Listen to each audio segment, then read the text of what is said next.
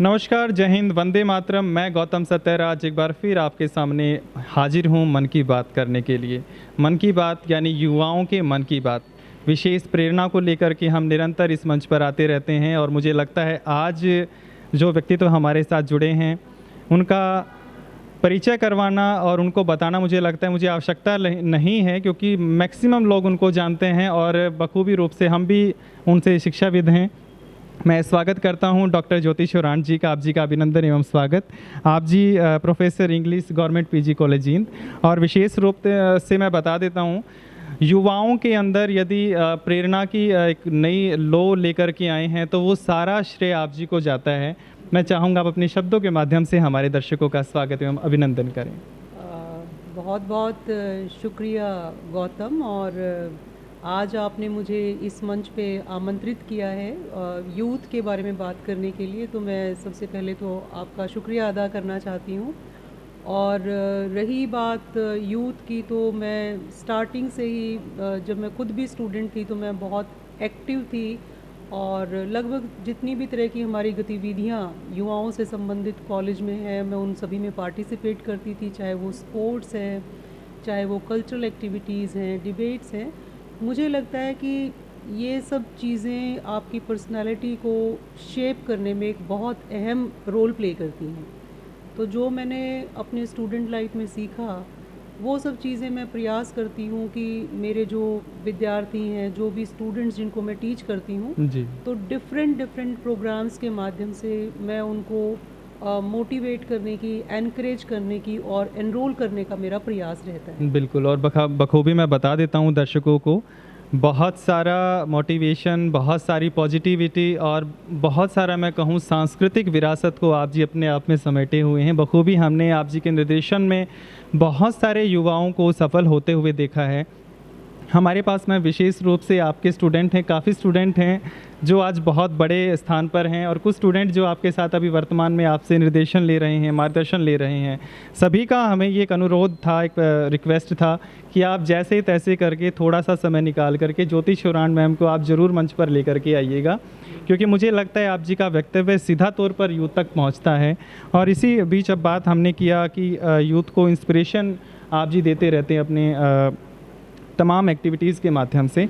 आप जी का संस्कृति में विशेष इंटरेस्ट रहा है। आप कॉलेज टाइम से लेकर के आप अभी भी कॉलेज टाइम में प्रोफेसर के रूप में भी आपने संस्कृति को विशेष रूप से प्रमोट किया है। तो हरियाणवी संस्कृति को लेकर के आप जी का क्या वक्तव्य है, क्या संदेश हमारे युवाओं के लिए है? जी, देखिए, हमारी जो विरासत है, हमारी जो हरियाणवी संस्कृति है, उसमें हम किसी भी विधा की बात कर लें, चाहे हम गायकी की बात करते हैं, नृत्य की बात करते हैं, तो मेरा अपना ऐसा मानना है कि हमें ओरिजिनलिटी को नहीं लूज़ करना चाहिए। आज अगर हम देखते हैं कि पॉपुलैरिटी एक बहुत बड़ा यूथ के सामने है कि वो पॉपुलर होना चाहते हैं, बिल्कुल। बहुत जल्दी उनको पॉपुलैरिटी चाहिए। बट मैं ऐसा मानती हूँ कि सक्सेस जो है वो आपका कंटेंट, आपका काम अच्छा होना चाहिए। उसमें थोड़ा समय लग सकता है, लेकिन आप एक बार अगर मेहनत से सक्सेसफुल हो जाते हैं तो आप लंबा सस्टेन करते हैं। बिल्कुल। ओवरनाइट सक्सेस, और स्पेशली मुझे लगता है कि सांस्कृतिक गतिविधियों का एक विशेष रोल रहता है। स्पेशली मैं अगर युवाओं की बात करूं, आज जो भी कंटेंट टीवी के माध्यम से, सोशल मीडिया के माध्यम से युवाओं को परोसा जा रहा है, उससे आप देखेंगे कि चाहे हम एक गलत कंटेंट की बात करते हैं, गन कल्चर की बात करते हैं, है ना, तो वो चीज़ें कहीं ना कहीं हमारी संस्कृति को ख़राब करती जा रही हैं, और यूथ उन्हीं को अपना कहीं ना कहीं आइकन या रोल मॉडल मानते हैं।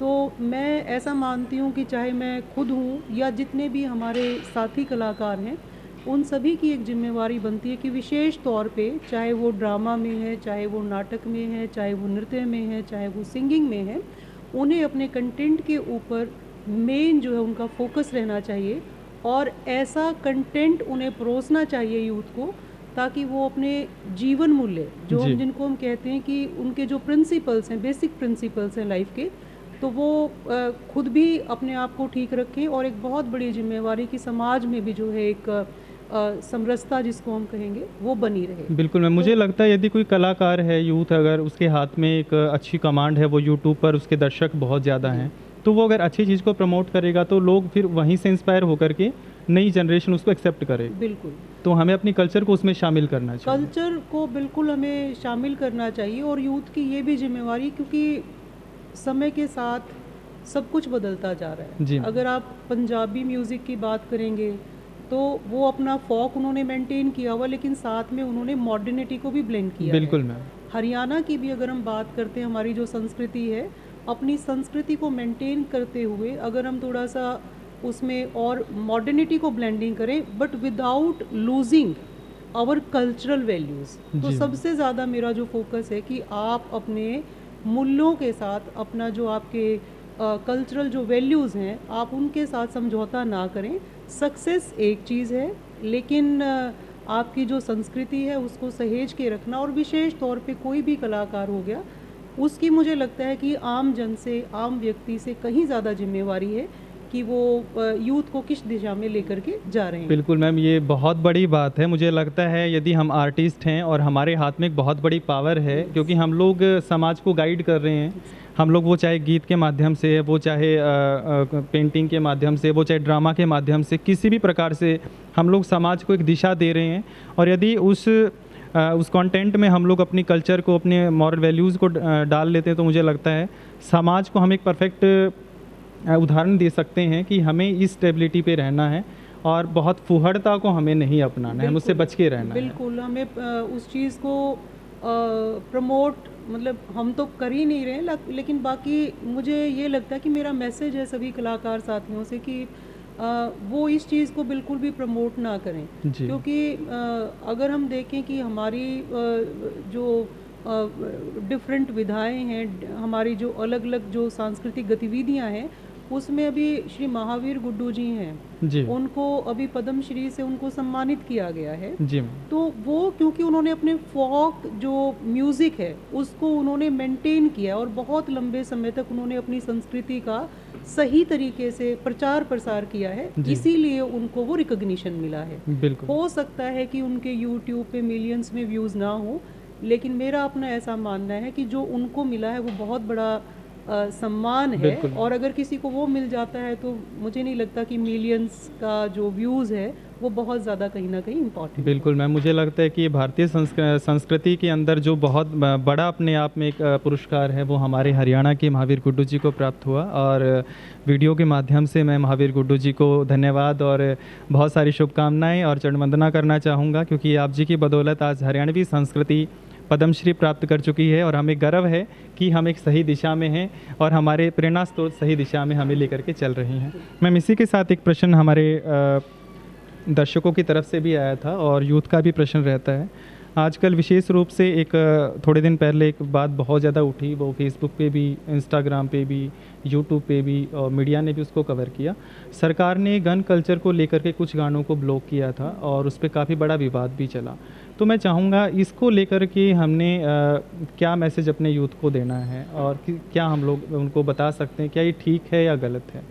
ये मैंने तो पहले ही आपको स्टार्टिंग में ही बोला कि ये बिल्कुल गलत है, क्योंकि कलाकार होना एक बहुत बड़ी रिस्पॉन्सिबिलिटी है। बिल्कुल। आपकी अपने लिए भी रिस्पॉन्सिबिलिटी है, लेकिन उससे कहीं बड़ी आपकी एक सोशल रिस्पॉन्सिबिलिटी है, क्योंकि जो आप कंटेंट दे रहे हैं, जो आप बता रहे हैं, लाखों मिलियंस लोग जो हैं आपको देख रहे हैं, जो आप देखते हैं वो उनके मन पे प्रभाव डालता है, और कहीं ना कहीं यूथ जो है उसको रियलिटी मान लेता है, और वो उसी तरह की एक्टिविटीज़ जो है वो करना शुरू कर देता है। बिल्कुल।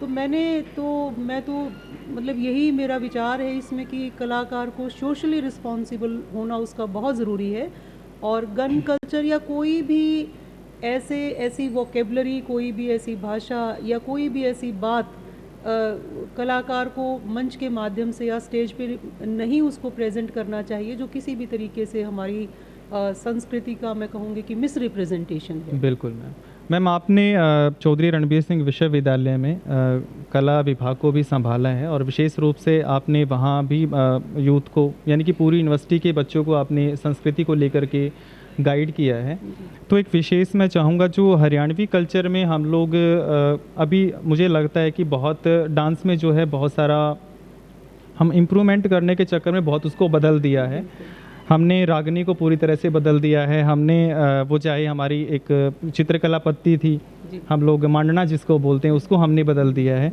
तो मैं चाहूँगा उन आर्टिस्ट के लिए आपके 2 शब्द ज़रूर जाएँ कि वो ओरिजिनलिटी को पूरी तरह से एक्सेप्ट करें। मुझे लगता है मॉडर्निटी, आपने मुझे कहा, दर्शकों को कहा कि मॉडर्निटी के साथ-साथ हमने अपनी कल्चर को उसी रूप में स्वीकार करना है। लेकिन मॉडर्निटी का मतलब आजकल यूथ समझ रहा है कि हमने चेंज ही करना है। तो इस बीच में हम लोग कैसे एक बैलेंस बना करके चलें? मेरा मानना है कि इसमें आप एक परफेक्ट एग्जाम्पल हैं। जी। आपने सांजी जो हमारी संस्कृति का बहुत अहम हिस्सा है, बिल्कुल। आपने पूरी मेहनत की है उसको बचाने के लिए, उसको सहेजने के लिए।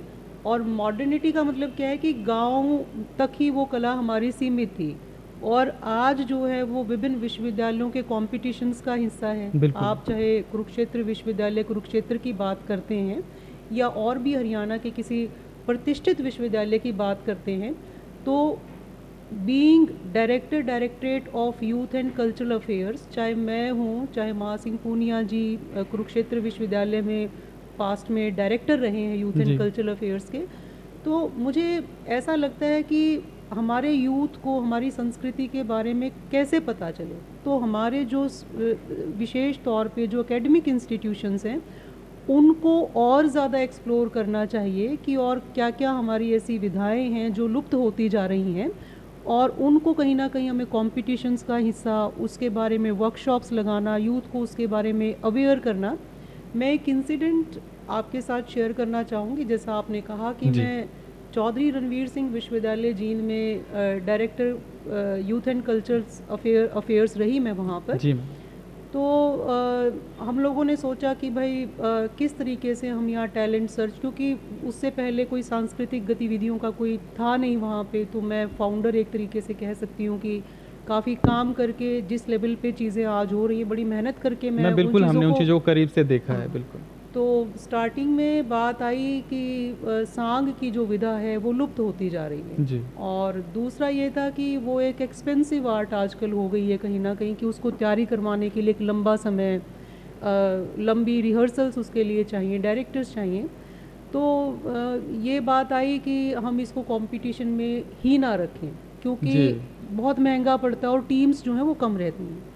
तो फिर मैंने उस समय के जो हमारे वाइस चांसलर साहब थे उनसे रिक्वेस्ट किया कि सर, ये जो यूथ एंड कल्चरल अफेयर्स का डिपार्टमेंट है, सिर्फ कल्चरल एक्टिविटी करवाना ही हमारा काम नहीं है, बल्कि जो हमारी आर्ट फॉर्म्स एक्सटिंक्ट होती जा रही हैं उनको प्रिजर्व करना, उनको प्रमोट करना भी हमारी एक मौलिक जिम्मेवारी। बिल्कुल।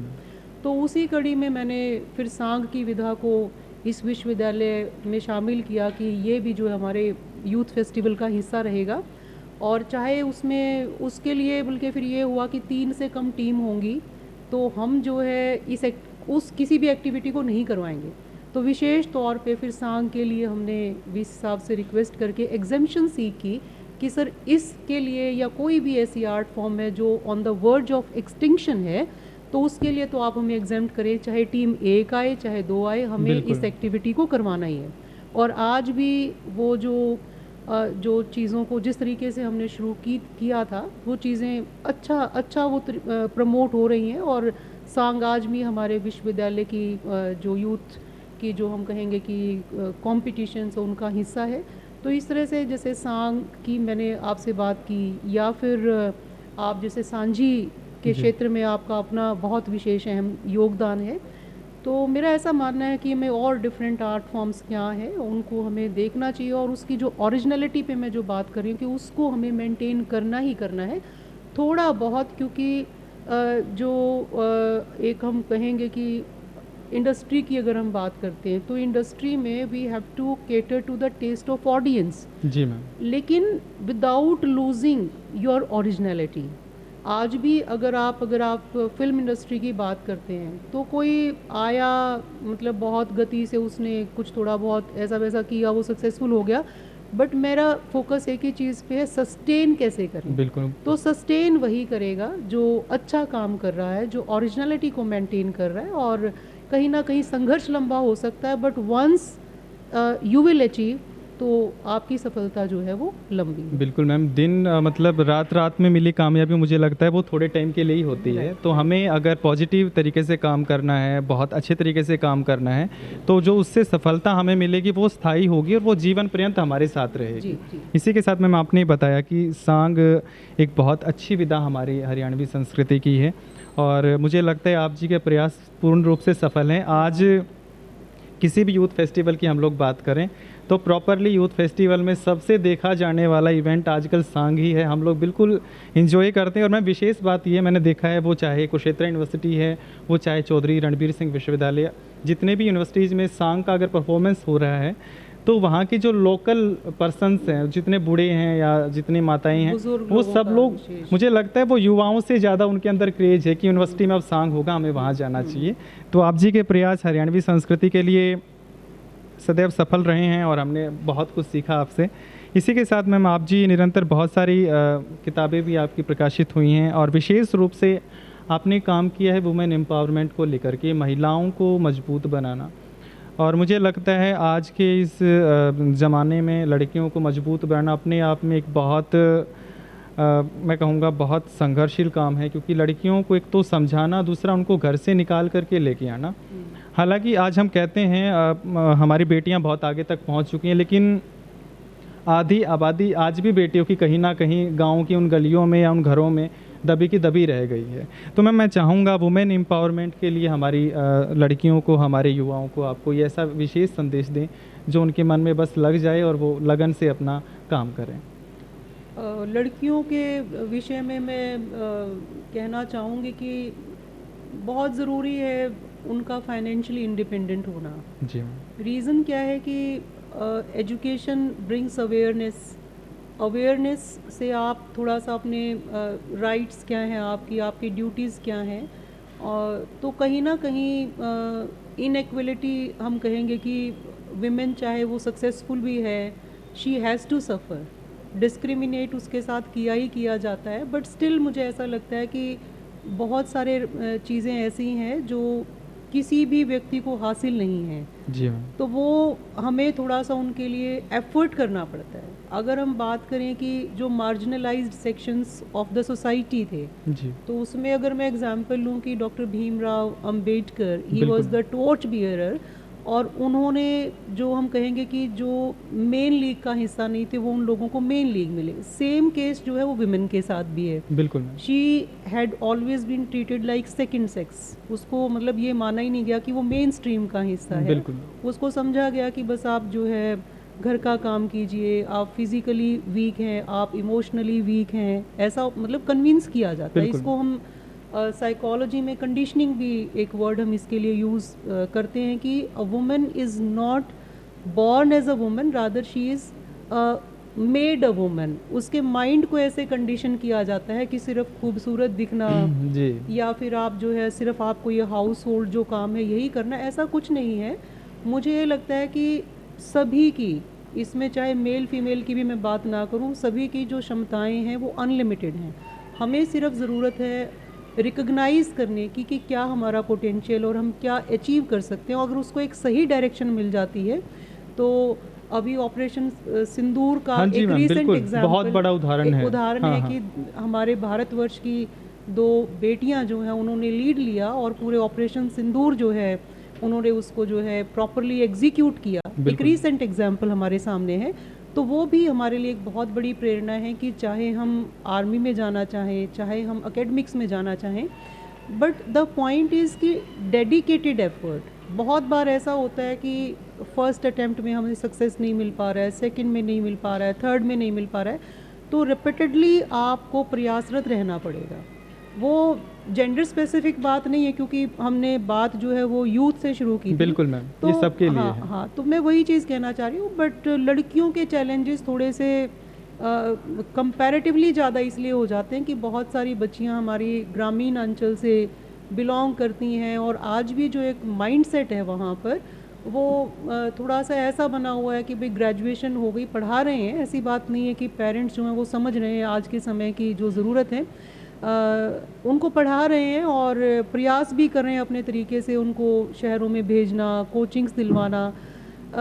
बट मुझे विशेष तौर पे लड़कियों से भी ये बात कहने कि अगर उनको ट्रस्ट करके जी पेरेंट्स उनको पढ़ने के लिए भेज रहे हैं, वो चाहते हैं कि वो जीवन में बहुत आगे बढ़ें, उनका नाम रोशन करें, तो लड़कियों के पार्ट पे भी कभी ब्रीच ऑफ ट्रस्ट नहीं होना चाहिए। जी ये बहुत महत्वपूर्ण बात है, क्योंकि एक गांव में अगर एक लड़की ने कोई ऐसा काम कर दिया, कहीं अपने पेरेंट्स के साथ उसने ट्रस्ट को ब्रेक कर दिया, बिल्कुल तो वो एक एग्जाम्पल सेट हो जाती है। और बाकी फिर वैसे उसके आस पड़ोस में मानो 100 लड़कियां हैं, तो वो वैसे तो उनको भी रेस्ट्रिक्ट कर दिया बिल्कुल। जाएगा, नहीं फलां लड़की ने ऐसा किया था तो मत पढ़, पढ़ाई का मतलब ये है। जी और अगर उसी गांव में किसी लड़की को कोई अपॉर्चुनिटी मिलती है और बहुत अच्छा कुछ अचीव कर लेती है, तो बाकी भी जो पेरेंट्स हैं तो दे विल बी मोटिवेटेड, और वो और अपनी बच्चियों को जो है आगे बढ़ाने में अपना एफर्ट या अपना प्रयास करेंगे। बिल्कुल तो मैं यही कहूँगी कि जो बेटियां हैं, जो हमारी लड़कियां हैं, उनको रिस्पॉन्सिबली बिहेव करना चाहिए, और वो बहुत बड़ा रोल प्ले कर सकती हैं। अगर एक लड़की कामयाब होती है तो आस पड़ोस के 10, 20, 50 घर उससे जो हैं वो मोटिवेट होते हैं, और वो भी उनके भी ऐसे ड्रीम होते हैं कि भी हमारी बेटी भी जो है वो कहीं ना कहीं सक्सेसफुल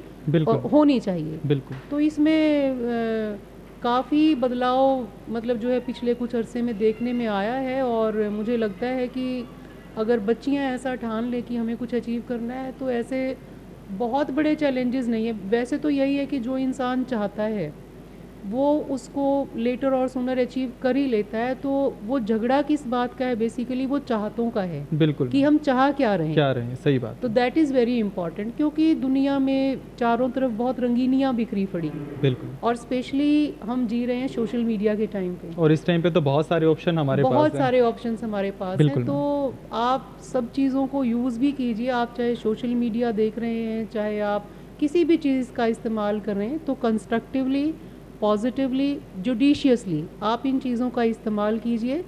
आप यूपीएससी के बहुत सारे एग्जाम्पल्स मैं आपके सामने कोट करना चाहूँगी कि उनके पास कोई समय नहीं था, कोई पैसा नहीं था कि वो दिल्ली में एक्सपेंसिव कोचिंग क्लासेस जो है ज्वाइन कर सकें। तो जस्ट थ्रू यूट्यूब चैनल्स वो पढ़ी, और यूपीएससी में सेकंड रैंक भी उन लोगों का आया है। बिल्कुल मैम। तो they have set certain examples कि ऐसा कुछ भी नहीं है जिसको महिलाएं, लड़कियां अचीव नहीं कर सकती हैं, बट द पॉइंट इज़ कि वो अचीव क्या करना चाहती हैं। बिल्कुल। तो अगर हम अपने आप को ये समझते हैं कि हम थोड़ा पीछे हैं और हमें लीड रोल में या हमें मेन रोल में कहीं आना है, तो हमें रिस्पॉन्सिबली तो देखिए बिहेव करना होगा। बिल्कुल मैम, ये बहुत बड़ी बात है। मैं चाहूँगा युवाओं तक स्पष्ट रूप से पहुँचे, क्योंकि बहुत कुछ मिल जाएगा, ये प्रकृति हमारा सहयोग करने के लिए तैयार है, लेकिन फिर वही बात आ जाती है, हमें चाहत किस चीज़ की, हम पाना क्या चाहते हैं।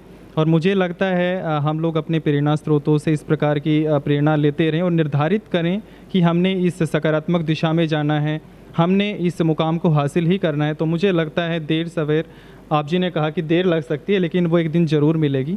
मैम, इसी के साथ एक और प्रश्न, क्योंकि समय थोड़ा सा रहता है, आप जी का भी बड़ा व्यस्त समय रहता है और यहाँ प्रोडक्शन का भी थोड़ा सा रहता है, तो अंतिम प्रश्न मैं आप जी से करना चाहूँगा। विशेष रूप से आप जी ने बात की अब वुमेन एम्पावरमेंट को लेकर के, अभी बात हुई हमारे देश को लेकर के। आप जी ने बताया कि 2 महिलाओं ने, 2 बेटियों ने हमारे पूरे देश की ऑपरेशन सिंदूर को जो है पूरा रिप्रेजेंट किया है पूरे वर्ल्ड के सामने। तो मैं चाहूँगा कि देश में जो परिस्थितियाँ अभी वर्तमान में चल रही हैं, वो चाहे वार को लेकर के है, वो चाहे सोशल मीडिया पर जो अलग अलग प्रकार के हर रोज़ एक नए वार ही चलते हैं, मैं कहूँगा उसको, क्योंकि सोशल मीडिया पर जितनी ठगी बेटियों के साथ की जा रही है, या इसमें लड़के भी शामिल हैं, लड़कों के साथ भी बहुत कुछ होता है। तो देश को लेकर के हमारा यूथ कितना पॉजिटिव जा रहा है, क्योंकि आप जी कॉलेज में हैं तो प्रॉपरली उनका आपने एनालाइज किया है, तो क्या प्रेजेंट में हमारा यूथ प्रॉपरली हमारे देश की ग्रोथ में पूरा योगदान दे रहा है, या सोशल मीडिया के कारण वो डिस्ट्रैक्ट हो गया है? देखिए, सोशल मीडिया, जैसे मैंने आपसे कहा कि कंस्ट्रक्टिव यूज़, जी अभी हाल ही में जब ऑपरेशन सिंदूर हुआ तो उस समय पे कहा गया कि कोई सिविलियन भी अगर सर्व करना चाहता है बिल्कुल बॉर्डर मैम। पे। तो मैंने चंडीगढ़ का कोई एग्जांपल देखा था कि वो शायद कुछ 500-700 यूथ को चाहते थे, लेकिन हज़ारों की हज़ारों वहाँ तादाद पहुँच गए में मैम, हाँ जी। यूथ वहाँ पहुँच गया। बिल्कुल, तो यूथ को मैं अप्रिशिएट करूँगी, एक फील्ड में नहीं, यूथ हमारा बहुत जुझारू भी है, बहुत फोकस्ड भी है, और नेशन को लेके भी उनका बहुत कंसर्न है, और भी सोशल इश्यूज़ को लेके वो इकट्ठे हो जाते हैं, चाहे वो वेस्ट बंगाल का केस हो या बिल्कुल कोई मैम। और केस हो। तो यूथ जो है वो काफ़ी अच्छे से चीज़ों को एनालाइज करता है, और सही गलत की उनको ठीक पहचान है। जी, तो ओरिएंटेशन ठीक है, लेकिन कुछ सेक्शन, जैसा कि मैंने कहा कि उसमें स्पेशली जो फिल्म इंडस्ट्री जी मैम। है ना, तो वो या फिर हमारा जो लिटरेचर जो परोसा जा रहा है, कंटेंट जो है, तो वो कहीं ना कहीं मैं यूथ को उसमें कहीं गलत नहीं ठहराऊंगी। उसमें मुझे ये लगता है कि जो भी उनको कंटेंट, चाहे क्लासरूम में दिया जा रहा है, चाहे उनको सोशल मीडिया पे दिया जा रहा है, या फिर उनको इंडस्ट्री में मूवीज़ के माध्यम से दिया जा रहा है, कैसे भी दिया जा रहा है, तो उस पे कंट्रोल होना बहुत ज़रूरी है। क्योंकि देखो, एक छोटा बच्चा भी है, लर्निंग कई तरीके से होती जी, है ना। तो फर्स्ट जो लर्निंग है दैट इज़ थ्रू ऑब्जर्वेशन। बिल्कुल, तो जो आप देखते हैं, जो आप ऑब्जर्व करते हैं, आपको लगता है कि ये सही चीज़ है, बिल्कुल। तो क्या दिखाया जाए, क्या बताया जाए, वो एक्चुअली बहुत इम्पॉर्टेंट है। और विशेष तौर पे मेरा यूथ के साथ बहुत अच्छा अनुभव रहा है, और चाहे वो कल्चरल एक्टिविटीज़ में मेरे साथ काम कर रहे हैं, तो रात रात भर बच्चों ने काम किया है। बिल्कुल मैम, और बिल्कुल। चाहे हम देश हित में, राष्ट्र हित में किसी मुद्दे को लेके कोई डिबेट है, कोई डिस्कशन है, या हम कहीं प्रतिभागिता अपनी दर्ज कराना चाहते हैं, तो मैं अप्रिशिएट करूँगी कि यूथ का बहुत कंस्ट्रक्टिव उसमें रोल है। जी, मैं इसलिए आपसे ये प्रश्न पूछा मैम, क्योंकि आपका वो, क्योंकि यूथ से आप उनके बीच में रहते हैं, और ये एनालाइज़ मुझे व्यक्तिगत रूप से करना था कि एक टीचर के नाते आप जो आपने जो देखा है यूथ के अंदर, कि वो उनकी मानसिकता किस लेवल की है, क्या उनके अंदर कोई परिवर्तन आया है, या आया है तो किस कारण से आया है। मुझे लगता है उसका एनालाइज़ हमारे दर्शकों तक विशेष रूप से और बहुत सिंपल और अच्छे शब्दों में पहुंच गया होगा मैम, क्योंकि आप जी का आना हमारे यूथ के लिए और हम सब के लिए बहुत ज़रूरी है। आप जी लगातार यूथ को लेकर के, वुमेन एम्पावरमेंट को लेकर के, संस्कृति को लेकर के अपना काम कर रहे हैं। मैं चाहूँगा एक अंतिम संदेश आप हमारे दर्शकों को दें, और उसके बाद मुझे ऐसा लगता है कि एक पॉडकास्ट विशेष रूप से हमें आपके साथ करना है, और उसका विषय मैं चाहूँगा प्रॉपर पूरा हरियाणवी कल्चर पर हम लोग रखेंगे, क्योंकि समय की बड़ी बाउंडेशन हमारे बीच में रहती है। मैम, एक संदेश हमारे दर्शकों जी। के लिए। विशेष तौर पे यूथ के लिए ही मेरा मैसेज रहेगा कि समय जो है उसका हमें विशेष ध्यान रखना चाहिए। At the end of the day हमें ये सोचना चाहिए कि आज का दिन मेरा कंस्ट्रक्टिव काम में गया या मैंने कुछ और किया। बिल्कुल, अगर हम अपने टाइम का ठीक से ऑडिट रखते हैं, तो मुझे लगता है कि सक्सेस, वो चाहे एकेडमिक्स में है, चाहे स्पोर्ट्स में है, चाहे कल्चरल एक्टिविटीज़ में है, चाहे हमें कोई कॉम्पिटिटिव एग्ज़ाम क्लियर करना है, जी, तो time audit is actually very important for the youth and the students who want to achieve success in their life. जी, और लड़कियों के लिए एक मैसेज मेरा विशेष तौर पे ये है कि उनको इमोशनली वीक नहीं होना है जी, ना, क्योंकि फिजिकली वीक होना चल जाता है, बट इमोशनली स्टेबल होना, बिल्कुल, emotional stability is very important. किसी एक बात को लेकर के आप जो है think and then over thinking, actually में कई बार प्रॉब्लम होती ही नहीं है, तो हम प्रॉब्लम मान लेते वो हैं। इमेजिनेशन इतना हो जाता है यस, मैम। कई बार वो बहुत छोटी होती है, तो हम उसको अपने मन में बहुत बड़ा मान लेते हैं। बिल्कुल, तो चीज़ों को और जीवन को अगर हम stability, peace of mind, calmness और रैशनैलिटी के साथ जीना शुरू कर दें, तो मुझे लगता है कि वो एक बहुत बड़ी एसेट है किसी जी, भी इंडिविजुअल की, किसी भी ह्यूमन बीइंग की। तो गर्ल्स के लिए मैं कहूँगी कि उनको इमोशनली स्टेबल होना, बाकी सब चीज़ें तो चलो पर्सनालिटी के बहुत सारे डायमेंशंस हैं, अगर एक एक पहलू पे हम लोग बात करने लगें तो समय बहुत निकल जाए। Emotional stability is very important for the you, क्योंकि छोटी छोटी बातों पे गुस्सा आ जाना, बिल्कुल, थोड़ा आप शांति जो है थोड़ा सा प्रैक्टिस कर सकते हैं वहाँ पे। तो this is my message for the youth, जो मैंने ऑब्जर्व की हैं कमियाँ, time audit and emotional stability. बिल्कुल मैम, बहुत बहुत धन्यवाद मैम, क्योंकि विशेष रूप से बात युवाओं की होती है। युवाओं का संवेदनात्मक रूप से मजबूत बनना, देश के लिए बहुत ज़रूरी है। संवेदना इंसान को प्रत्यक्ष रूप से प्रभावित करती हैं और संवेदना ही हमें सफल भी बना सकती हैं और सफलता के रास्ते में एक बहुत बड़ी दीवार का काम भी कर सकती हैं। तो आइए हम सब मिलकर के स्वयं को संवेदनात्मक रूप से मजबूत बनाएं, सकारात्मक लोगों से मिलते रहें। और मुझे ऐसा लगता है अगर सकारात्मक लोगों से हम निरंतर मिलते रहेंगे तो हमारा जीवन भी एक दिन सकारात्मक बन जाएगा और जीवन जीने का आनंद आएगा। हम देश के लिए एक मिसाल बन कर के उभरेंगे। और मुझे लगता है सभी युवाओं को अपने अंदर एक जज्बा तो भर ही लेना चाहिए कि हमें कुछ करके दिखाना है, अपने राष्ट्र को समर्पित हो जाना है। धन्यवाद। जय हिंद। वंदे मातरम।